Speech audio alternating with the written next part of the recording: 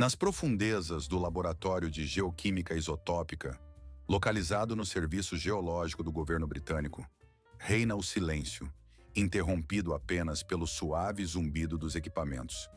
Espectrômetros de massa, analisando continuamente amostras antigas.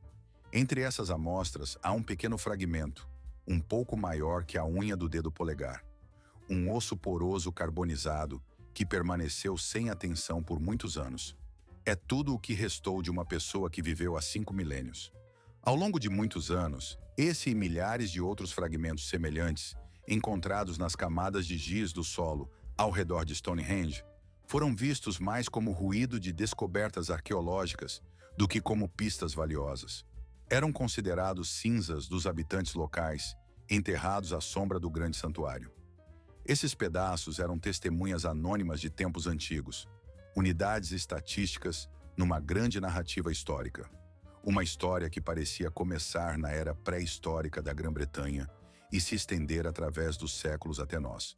Mas hoje, quando os cientistas usam tecnologias avançadas, um desses minúsculos fragmentos ósseos consegue falar, não com voz, mas com a linguagem dos átomos. Um laser microscópico vaporiza cuidadosamente a superfície do osso, transformando-a em uma nuvem de íons. Esses íons são guiados por um tubo de vácuo. Sua trajetória é desviada por um forte ímã. E no monitor do computador aparece um gráfico, um pico espectral. Esse pico é uma assinatura única do elemento, neste caso, o estrôncio. É como um passaporte químico gravado nos ossos, indicando de forma infalível as características da alimentação e da ingestão de líquidos da pessoa na infância. E esse passaporte aponta para um lugar diferente daquele que estamos acostumados a associar a esse local. Ele indica uma terra impregnada de chuvas, rochas vulcânicas antigas, localizadas na costa oeste, a apenas 250 quilômetros daqui. Essa pessoa não era uma moradora local, era uma estrangeira, uma peregrina de outra região. E ela não é uma exceção, mas uma regra. Essa descoberta feita na quietude do laboratório não é apenas uma nova peça no mosaico da história de Stonehenge. É como uma explosão, uma bomba colocada sob os alicerces de nossas concepções sobre a antiga Grã-Bretanha. Essa descoberta torna-se um explosivo capaz de destruir toda a imagem que estamos acostumados a considerar como verdade. É uma evidência que transforma o monumento mais famoso do mundo e seus mistérios em um local de crime. Um crime contra nossa autoconfiança, contra as ideias tradicionais sobre nossos antepassados, que há tanto tempo considerávamos como verdades absolutas. Antes de passar à parte principal da história, gostaria de pedir um pequeno apoio. Qualquer reação sua, um like ou uma assinatura, será a melhor gratidão pelo trabalho realizado. Porque se esses minúsculos ossos são restos de alienígenas, então toda a história que nos foi contada anteriormente é uma mentira. A história de que o antigo templo nesta planície foi construído por fazendeiros locais é uma versão conveniente e lógica. Mas ela não é a verdade. Este pequeno fragmento de osso é o primeiro fio de uma vasta teia que, se puxada, pode desmanchar toda a narrativa do passado que estamos acostumados a considerar confiável. E essa narrativa é tão grandiosa, ambiciosa e surpreendente que leva a questionar a própria noção de história. O que realmente aconteceu nesta planície de 5.000 anos atrás? Por que a verdade revelou-se muito mais chocante do que qualquer lenda sobre magos e gigantes? Antes de compreender a magnitude desta descoberta revolucionária, precisamos relembrar a antiga história consolidada sobre Stonehenge, aquela versão que a arqueologia construiu ao longo de 1,5 século. Essa teoria era elegante, lógica e parecia bastante convincente. Nela, os construtores de Stonehenge eram retratados como pessoas sedentárias, conservadoras, dotadas de uma impressionante criatividade, mas no final das contas, provincianas. Seu mundo limitava-se às colinas de giz e às vales fluviais do sul da Inglaterra. A maior obra dessas pessoas, Stonehenge, era vista como o ápice de sua cultura, a quintessência de tudo. Todos os sinais e fatos pareciam confirmar exatamente essa teoria, que explicava a origem e a construção de Stonehenge. Comecemos pelas maiores pedras, aquelas gigantescas sarsen, que formam o perfil reconhecível deste antigo monumento. No meio do século XX, os cientistas realizaram uma análise geoquímica que revelou que esses blocos maciços de arenito, pesando até 40 toneladas cada, provinham da região de Marlborough Downs. Essa área fica a apenas 30 quilômetros ao norte de Stonehenge. O deslocamento de pedras tão enormes representava um feito de engenharia inacreditável para os povos antigos, exigindo a coordenação de centenas de pessoas, o uso habilidoso de rolos de madeira, trenós e cordas de cânhamo resistentes. Apesar de parecer impossível, esse desafio era totalmente alcançável. Tal escala de trabalho encaixava-se perfeitamente no esforço local típico da época, sem necessidade de mobilizar recursos de todo o país. Isso demonstrava a capacidade de uma pequena, mas poderosa aliança tribal de mobilizar seus membros para erguer uma estrutura cultural importante. A próxima parte do enigma são as pedras azuis. Esses pequenos megálitos, pesando de 2 a 4 toneladas, permaneceram por muito tempo um objeto de surpresa e especulação. Sua origem foi rapidamente determinada. Foram trazidos de colinas localizadas em Pembrokeshire, no sudoeste do país de Gales. Cerca de 150 milhas, ou 250 quilômetros, da planície de Salisbury. Durante décadas permaneceu a questão: como povos primitivos conseguiram transportar pedras tão maciças por montanhas, florestas e pelas águas turbulentas do estuário de Bristol? Essa questão gerou 2 teorias principais. A primeira chamava-se Teoria Glacial e afirmava que os próprios povos não tinham nada a ver com isso. De acordo com ela, o gigantesco glaciar, que se moveu durante o último período glacial, simplesmente raspou essas pedras de suas colinas nativas e, ao avançar para o leste, deixou-as em algum lugar próximo às planícies de Salisbury. Lá, segundo essa teoria, elas foram encontradas e levantadas pelos habitantes locais. Essa hipótese parecia atraente porque libertava nossos antepassados da necessidade de fazer esforços sobre-humanos, sugerindo que a própria natureza ajudou nesse processo. No entanto, à medida que acumulavam-se dados arqueológicos, cada vez mais evidências apontavam para uma outra versão, aquela que falava de transporte consciente e deliberado das pedras por parte dos humanos. Foram encontrados martelos de pedra, cunhas de madeira e até megálitos inacabados, esculpidos e deixados durante a extração. Ficou claro que essas pedras foram obtidas de propósito, com uma finalidade específica. A ideia de viagens em grande escala e cadeias de transporte complexas capturou a imaginação dos cientistas e arqueólogos. Eles imaginavam procissões de pessoas puxando pedras pesadas em trenós pelo solo, ou transportando-as por mar e rios em enormes jangadas. Pode parecer inacreditável, mas essa ideia poderia ser viável, considerando que mesmo naquela época existiam métodos para mover objetos tão maciços. O mais importante é que isso não contradizia a imagem geral. O país de Gales, embora distante, ainda faz parte da Grã-Bretanha. Portanto, esses transportes, mesmo os mais grandiosos, não escapavam ao âmbito da comunidade interna. Eles falavam de laços estreitos entre as tribos das terras ocidentais e do sul, mas não sugeriam projetos de escala interétnica ou internacional. Stonehenge permanecia um fenômeno único no mundo da Grã-Bretanha Ocidental. Sua construção não exigia interação com outras regiões. E, por fim, a própria ideia de que esse antigo monumento tinha uma finalidade confirmava seu caráter local. O alinhamento de Stonehenge é perfeitamente ajustado aos pontos de nascer do sol no solstício de verão e ao pôr do sol no solstício de inverno. Outras pedras importantes do complexo estavam dispostas de modo a marcar ciclos lunares importantes. Todo esse sistema indicava que, na época, as pessoas usavam a natureza e o ambiente ao seu redor como ferramentas essenciais para sustentar suas vidas. Elas ajudavam os agricultores locais a saber exatamente quando era melhor semear, quando colher e também a prever as mudanças de estação, para não perder momentos agrícolas cruciais. Esses conhecimentos e habilidades eram vitais para essa comunidade, pois seu destino dependia diretamente de uma interação habilidosa com a terra. Ao seu redor, estendia-se uma paisagem vasta, pontilhada de túmulos e pequenos assentamentos, o que complementava o quadro geral de sua vida. No centro dessa vida estava Stonehenge, um local que servia não apenas como um monumento arquitetônico, mas como um pilar de um mundo inteiro, povoado por pessoas cuja cultura era rica em tradições, crenças e uma história profunda. Este complexo foi o coração de uma comunidade próspera, densamente povoada e ao mesmo tempo fechada, que vivia em plena harmonia com a natureza. A história desse período parece surpreendentemente bela e inspiradora.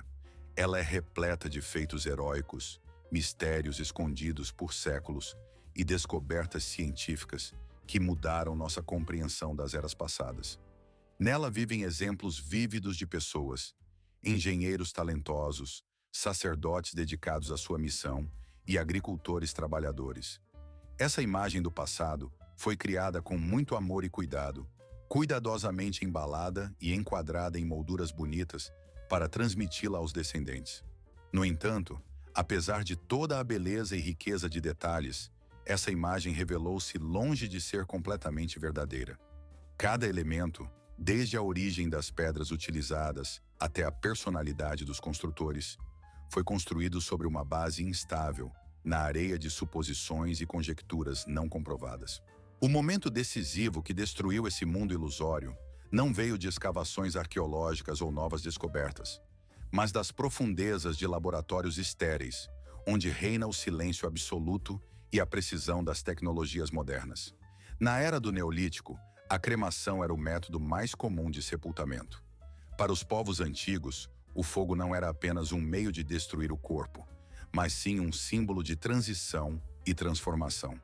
Ele servia para libertar o espírito humano de sua envoltura física, ajudando-o a passar para um mundo diferente, outro mundo. Para nossos antepassados, o fogo tinha um significado mágico, e seu papel nos rituais funerários era de grande importância.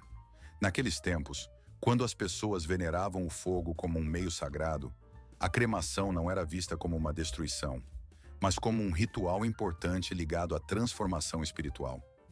Ao contrário da modernidade, onde os restos queimados muitas vezes são considerados perdidos e pouco informativos, para os povos antigos, esses sepultamentos faziam parte de suas tradições religiosas e culturais. Para os arqueólogos, por muito tempo, a cremação representou um grande problema. O fogo destruía a maior parte das informações que poderiam ajudar a entender o passado.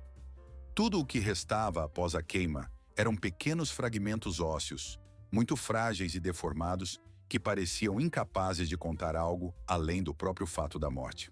Durante décadas, esses fragmentos, encontrados nos chamados Poças de Aubrey, assim como no círculo de 66 buracos rituais ao redor de Stonehenge, eram simplesmente coletados, sistematizados e enviados aos museus para armazenamento.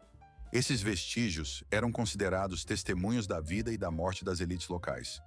Sacerdotes, chefes e outras pessoas respeitadas, dignas de serem enterradas na Terra Sagrada. No entanto, tudo mudou no início do século XXI, quando surgiu uma nova tecnologia capaz de transformar esses silenciosos testemunhos do passado em verdadeiros informantes falantes. Trata-se da análise isotópica de estrôncio. Seu princípio parece muito simples, mas seus resultados provaram ser verdadeiramente revolucionários.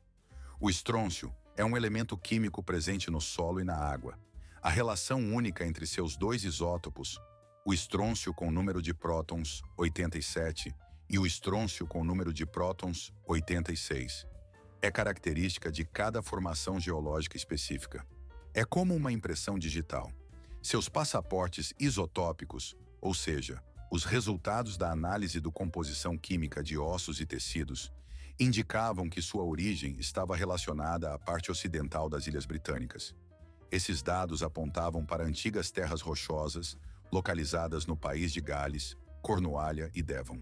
Algumas assinaturas químicas especiais, eram tão únicas e específicas que podiam ser claramente vinculadas à região de onde foram trazidas as famosas pedras azuis de Stonehenge, bem como as colinas de Preseli. Essa descoberta foi um verdadeiro avanço, pois as implicações dessa descoberta foram não apenas significativas, mas, na essência, revolucionárias para toda a ciência histórica. Não foi apenas uma atualização de dados anteriormente conhecidos, mas uma ruptura completa com as paradigmas existentes, mudando radicalmente a compreensão da antiguidade e da cultura daquele lugar. Antes, acreditava-se que os enterrados dentro do monumento pertenciam à elite local, aos habitantes que viviam nas proximidades. No entanto, os novos dados mostraram que isso não era verdade. As pessoas enterradas em Stonehenge não eram aristocracia local ou elite governante. Pelo contrário, era uma comunidade unida não pelo território, mas por uma cultura comum e uma identidade nacional. Essas pessoas faziam parte de uma elite ampla, nacional, que poderia ter nascido e crescido a centenas de quilômetros de distância daquele lugar, em outros extremos da ilha. Mas apesar da distância, eles consideravam Stonehenge seu centro espiritual, um lugar sagrado onde seus corpos deveriam completar seu caminho terrestre, onde suas almas encontrariam seu último descanso. Isso significava que o monumento não era apenas um templo regional ou um santuário dedicado às divindades locais, mas um símbolo de toda a Grã-Bretanha, seu centro espiritual e cultural. Ele se transformou em um panteão nacional, um local de peregrinação e união para pessoas de todas as partes da ilha. Foi, de fato, o primeiro cemitério nacional na história da Grã-Bretanha.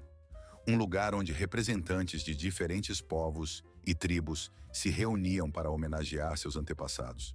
E mais, isso não ocorreu apenas na era histórica, mas também antes dela, na época em que ainda não existia a Abadia de Westminster como símbolo das tradições nacionais. Mas a história dessa descoberta não terminou aí. A análise isotópica foi aplicada também aos ossos de animais encontrados ao redor de Stonehenge, em antigos acampamentos e assentamentos. Em particular, no local chamado Darrington Walls, os resultados foram ainda mais surpreendentes. Lá, arqueólogos descobriram milhares de porcos. Um animal que, na época, era o prato principal em festas e banquetes. E esses porcos foram trazidos de todas as partes da ilha. A análise dos dentes mostrou que eles cresceram em lugares tão distantes quanto a Escócia, o Nordeste da Inglaterra e até o país de Gales. Não se tratava apenas de um deslocamento comercial de gado, nem de uma troca de mercadorias para obtenção de lucro. Ninguém levaria um rebanho de porcos por uma distância de 800 quilômetros ou mais apenas por vantagem comercial. Era algo diferente. Eram oferendas rituais, sacrifícios feitos no âmbito de cerimônias religiosas. Pessoas de todos os cantos da ilha se reuniam aqui em festivais grandiosos, possivelmente relacionados aos solstícios, para participar de grandes celebrações e banquetes. Elas traziam consigo o que tinham de mais valioso e precioso: o gado, destinado às refeições festivas e aos sacrifícios. Estimativas arqueológicas indicaram que, em alguns anos, aqui eram abatidos até 4.000 porcos. Essa quantidade era suficiente para alimentar milhares de pessoas que vinham a esses festivais. A planície de Salisbury não é apenas um lugar sagrado ligado a rituais religiosos. Ela foi o centro mais antigo de festivais e encontros, semelhante a Glastonbury, mas de escala maior e mais importante para todo o país. E é justamente através dessas descobertas arqueológicas, dessas histórias de pessoas, suas viagens, sua fé e modo de vida, que podemos compreender a importância desse local.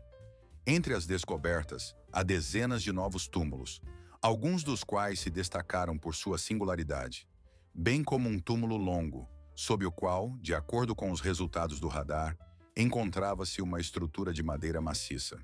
Essa antiga Casa dos Mortos, aparentemente, foi construída muito antes do aparecimento de Stonehenge e servia como local de sepultamentos ou rituais.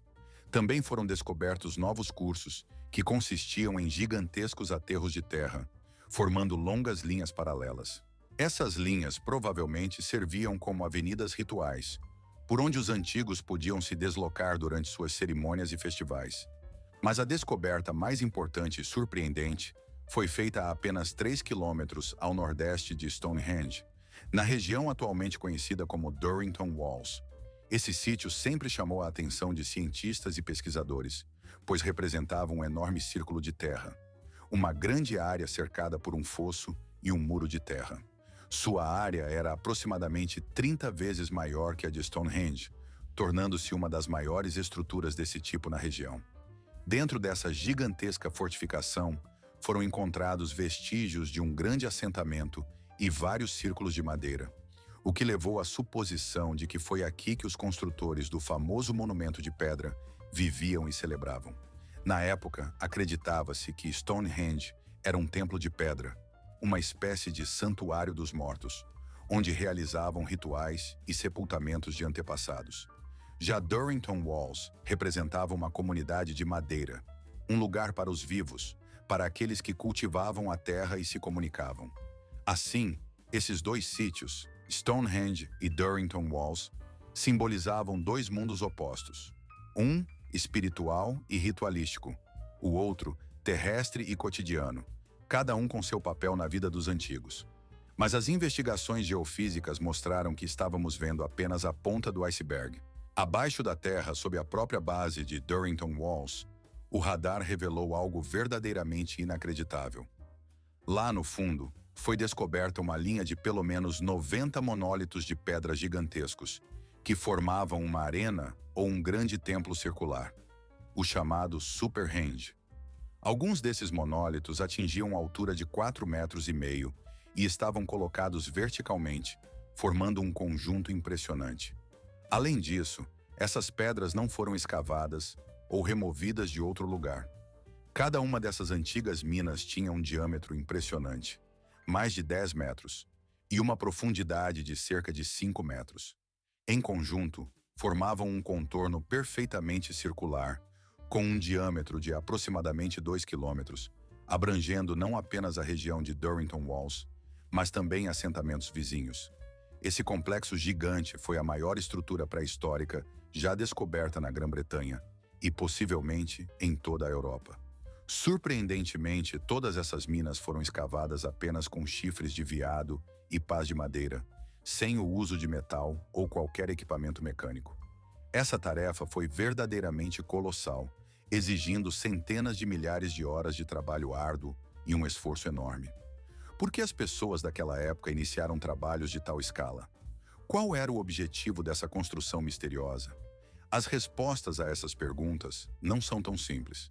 Não se tratava de uma estrutura defensiva, como poderia parecer. Provavelmente era uma fronteira ritual. A linha que separava o espaço sagrado, o centro do mundo, da realidade profana e cotidiana ao seu redor. Ela servia como uma espécie de linha simbólica, marcando o território dentro do qual operavam leis especiais e onde eram realizados os rituais mais importantes. A imagem que surge dos dados das pesquisas mais recentes, geofísicas e isotópicas, é impressionante. Não podemos mais considerar Stonehenge como um monumento isolado, como uma estrutura separada.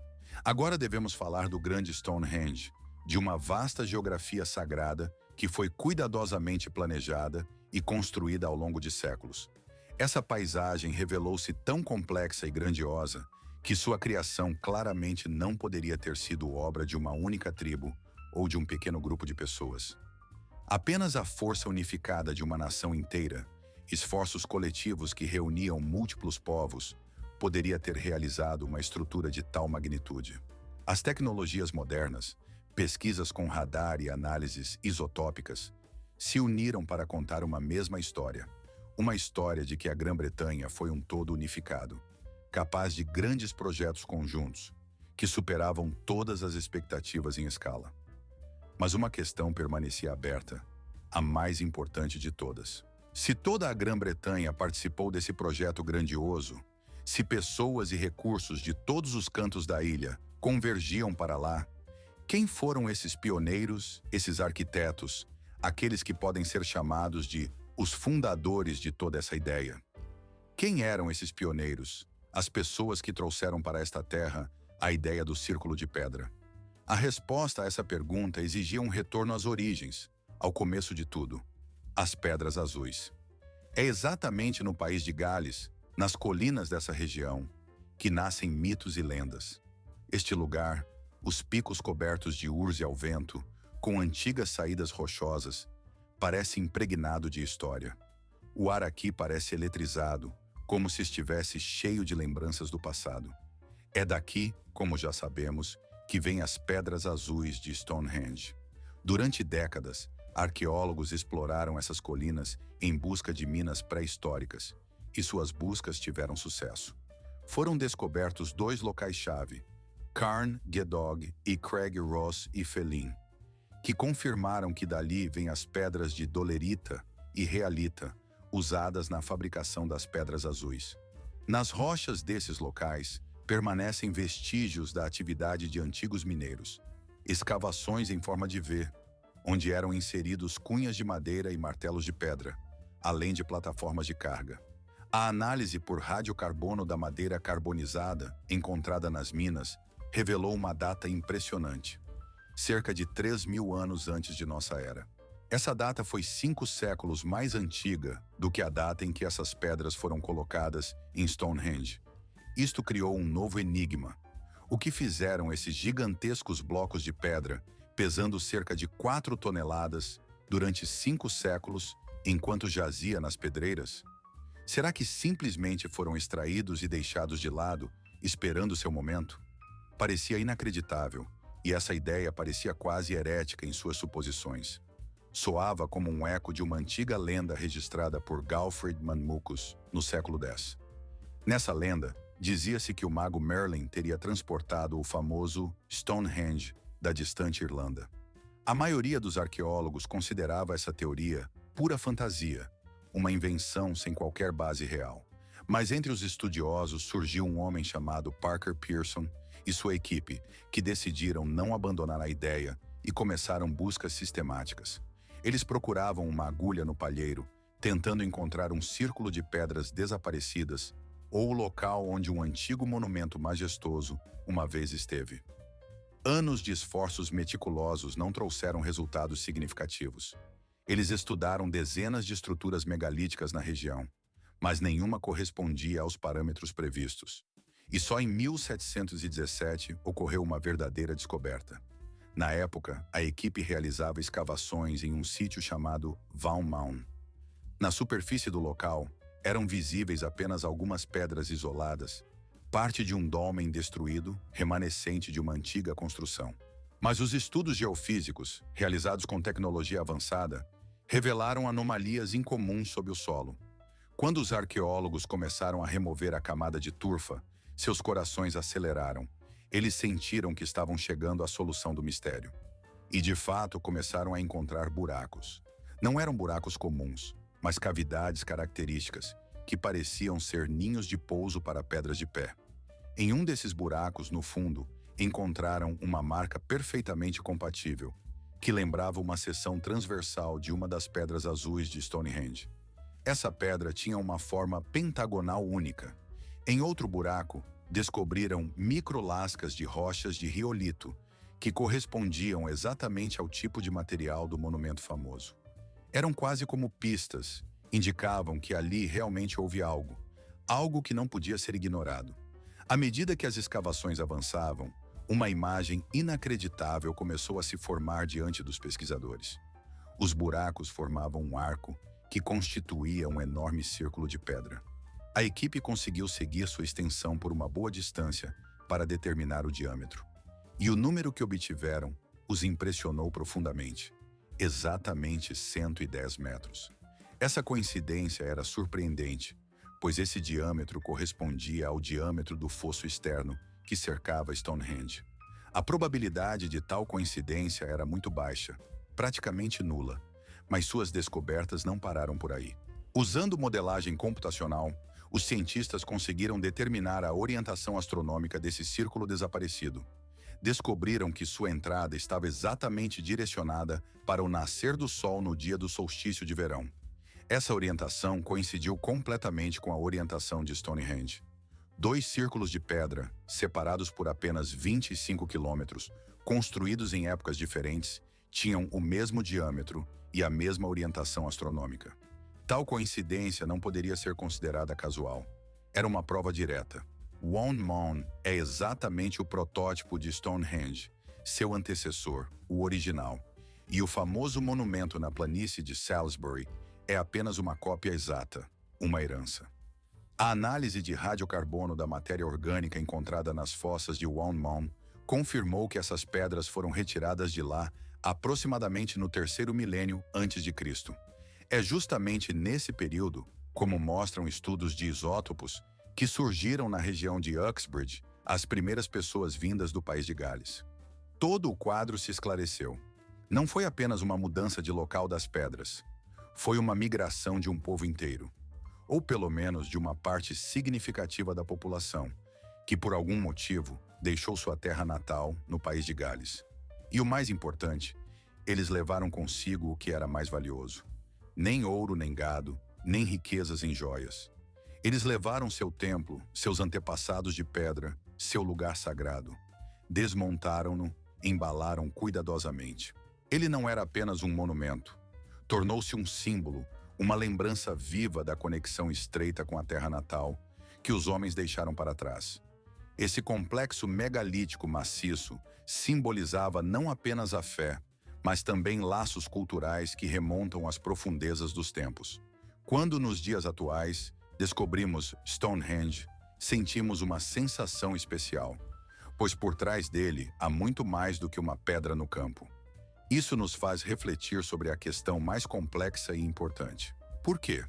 Porque um povo inteiro, ao longo de muitas gerações, decidiu dar um passo tão sem precedentes? Por que escolheram destruir seu principal templo para transportar suas pesadas pedras a uma distância de 250 quilômetros e reconstruí-lo do zero? Não se trata apenas de uma mudança de residência ou de objetos.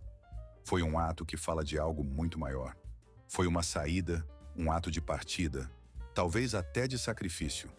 Hoje, não temos fontes escritas que possam lançar luz sobre esses eventos, e só podemos construir hipóteses com base em dados indiretos e descobertas arqueológicas. A primeira hipótese que vem à mente é ecológica.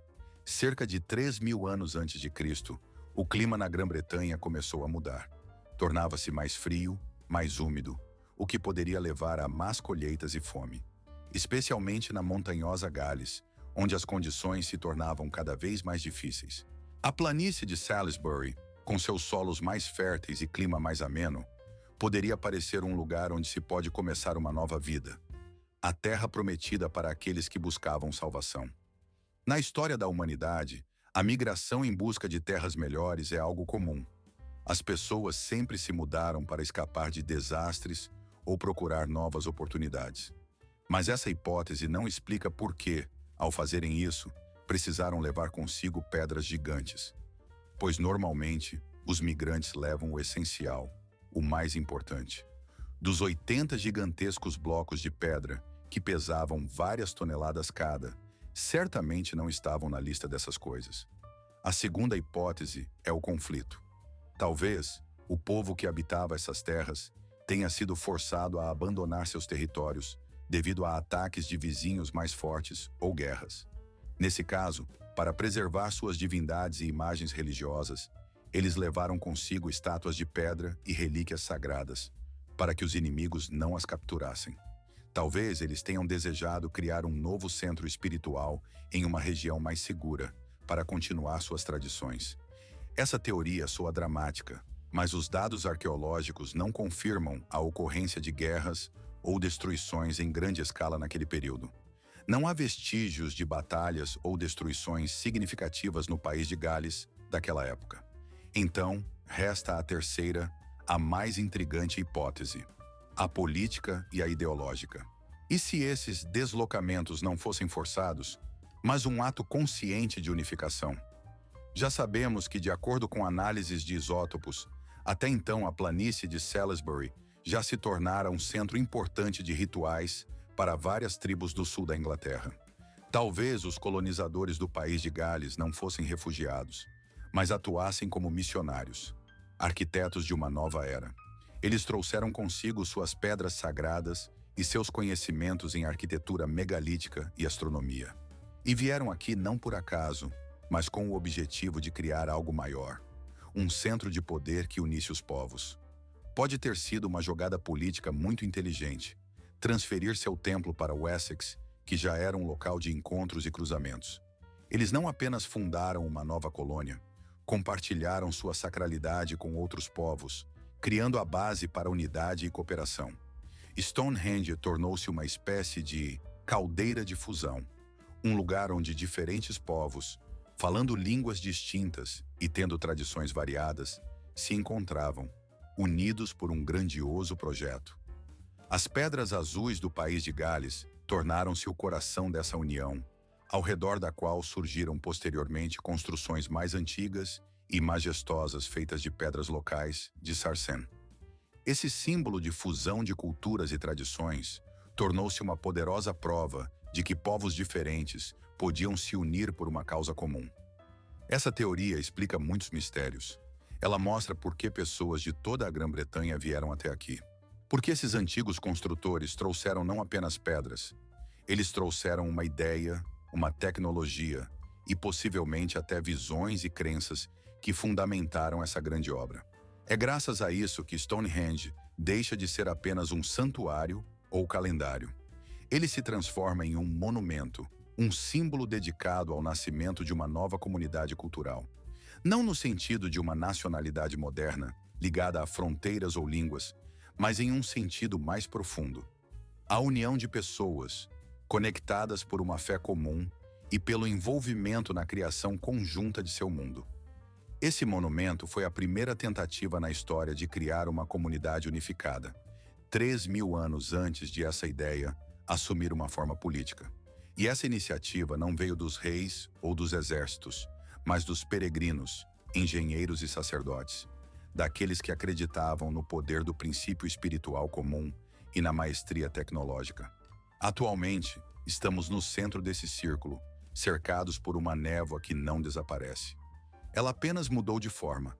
Cada nova descoberta gerava ainda mais perguntas, e essas perguntas se tornam cada vez mais complexas. Elas não se limitam mais a blocos de pedra ou soluções de engenharia, mas tocam as próprias bases de nossa autoconsciência. A descoberta relacionada ao Vaughan Mount confirma que o monumento foi transferido de outro lugar, mas não responde à questão principal. Como exatamente as pessoas antigas realizavam uma logística tão complexa? Transportavam essas enormes pedras por terra, usando rolos de madeira e atravessando montanhas e pântanos? Ou as levavam pelo mar, em botes, arriscando perder a carga sagrada nas águas do Estreito de Bristol?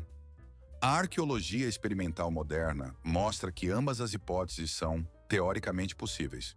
No entanto, ambas exigem um nível de organização e conhecimento de engenharia que ainda mal conseguimos imaginar.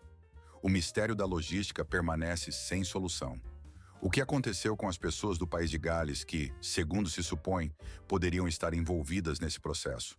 Dissolveram-se entre os habitantes locais de Wessex ou, ao longo de gerações, mantiveram sua identidade única como guardiãs do conhecimento sagrado?